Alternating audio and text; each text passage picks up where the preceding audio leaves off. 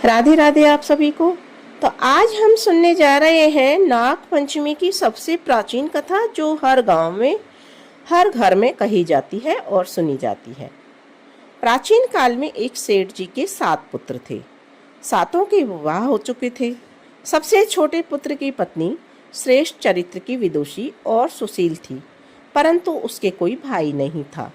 एक दिन बड़ी बहू ने घर लीपने को पीली मिट्टी लाने के लिए सभी बहुओं को साथ चलने का कहा, तो सभी धलिया डलिया और खुरपी लेकर मिट्टी खोदने लगी। तभी वहां पर एक सर्प निकला, जिसे बड़ी बहू खुरपी से मारने लगी। यह देखकर छोटी बहू ने उसे रोकते हुए कहा, मत मारो इसे, यह बेचारा निरपराध है। यह सुनकर बड़ी बहू ने उसे नहीं मारा। तब सर्प एक और जा बैठा।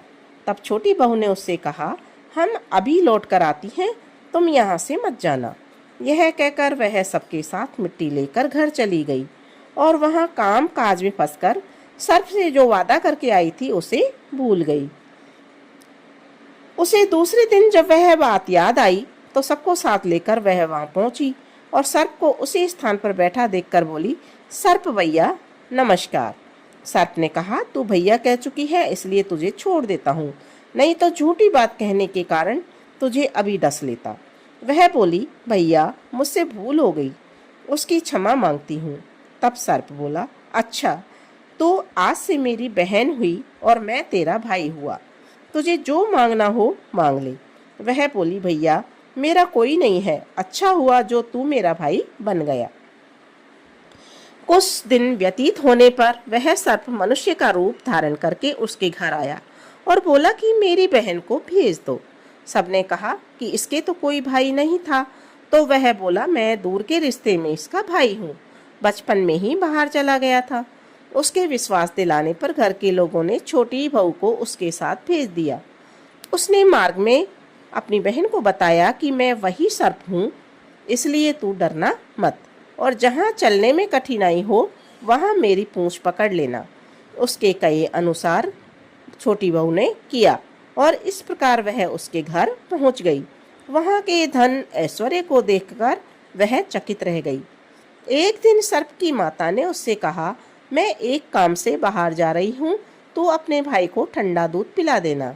उसे यह बात ध्यान नहीं रही और उसने ठंडे दूध की जगह गर्म दूध पिला दिया, जिससे उसके भाई का मुख बुरी तरह से जल गया। यह देखकर सर्प की माता बहुत क्रोधित हुई, परंतु सर्प भाई के समझाने पर शांत हो गई। तब सर्प ने कहा कि बहन को अब उसके घर भेज देना चाहिए। तब सर्प और उसके पिता ने उसे बहुत सा सोना, चांदी, जवाहरात, वस्त्र आभूषण देकर उसे घर पहुंचा दिया। इतना ढेर सारा धन देखकर बड़ी बहू ने ईर्ष्या से कहा, भाई तो बड़ा धनवान है, तुझे उससे और भी धन लाना चाहिए। सर्प ने यह वचन सुना तो सब वस्तुएं सोने की लाकर दे दी।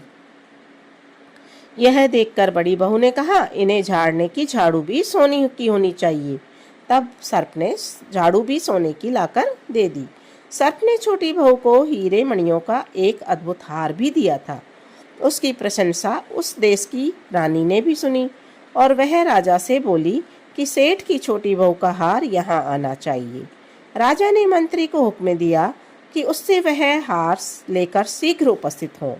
मंत्री ने सेठ जी से जाकर कहा कि महारानी जी को छोटी बहू का हार पसंद आया है और वह छोटी बहू का हार पहनेंगी, वह उसे उससे लेकर मुझे दे दो।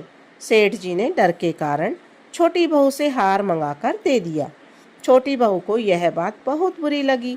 उसने अपने सर्प भाई को याद किया और आने पर प्रार्थना की, भैया रानी ने हार छीन लिया है, तुम कुछ ऐसा करो कि जब वह हार उसके गले में रहे तब तक के लिए सर्प बन जाए और जब वह मुझे लौटा दे तब हीरों का और मणियों का हो जाए। सर्प ने ठीक वैसा ही किया। जैसे ही रानी ने हार पहना वह वैसे ही सर्प बन गया। यह देखकर रानी चीख पड़ी और रोने लगी। यह देखकर राजा ने सेठ जी के पास खबर भेजी कि छोटी बहू को तुरंत भेजो। सेठ जी डर गए कि राजा न जाने क्या करेगा। वे स्वयं छोटी बहू को साथ लेकर राजा के यहाँ उपस्थित हुए। राजा ने छोटी बहू से पूछा, तूने क्या जादू किया है? मैं तुझे दंड दूंगा। छोटी बहू बोली, राजन, धृष्टता क्षमा कीजिए, यह हार ही ऐसा है कि मेरे गले में हीरों का और मणियों का रहता है और दूसरे के गले में सर्प बन जाता है। यह सुनकर राजा ने वह सर्प बना हार उसे देकर कहा कि अभी पहन कर दिखाओ। छोटी बहू ने जैसे ही उसे पहना वह वैसे ही हीरों और मणियों का बन गया। यह देखकर राजा को उसकी बात का विश्वास हो गया और उन्होंने प्रसन्न होकर उसे भी बहुत सी मुद्राएं पुरस्कार में दी। छोटी वह अपनी हार और इन सभी मुद्राओं सहित घर लौट आई। उसके धन को देखकर बड़ी बहू ने ईर्ष्या के कारण उसके पति को सिखा दिया, यानी कि छोटी बहू के पति को सिखा दिया कि छोटी बहू के पास कहीं से धन आया है। यह सुनकर उसके पति ने अपनी पत्नी को बुलाकर कहा, ठीक ठीक से बता कि यह धन तुझे कौन देता है। तब वह सर्प को याद करने लगी। तब उसी समय सर्प ने प्रकट होकर कहा, यह मेरी धर्म की बहन है और मैं इसके धर्म का भाई हूँ।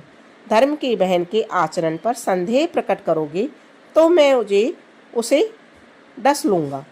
यह सुनकर छोटी बहू का पति बहुत प्रसन्न हुआ और उसने सर्प देवता का बड़ा सत्कार किया। उसी दिन से नाग पंचमी का त्योहार मनाया जाता है और स्त्रियां सर्प को भाई मानकर उसकी पूजा करती हैं। तो बोलिए सभी प्रेम से नाग देवता की जय, नाग भाई की जय।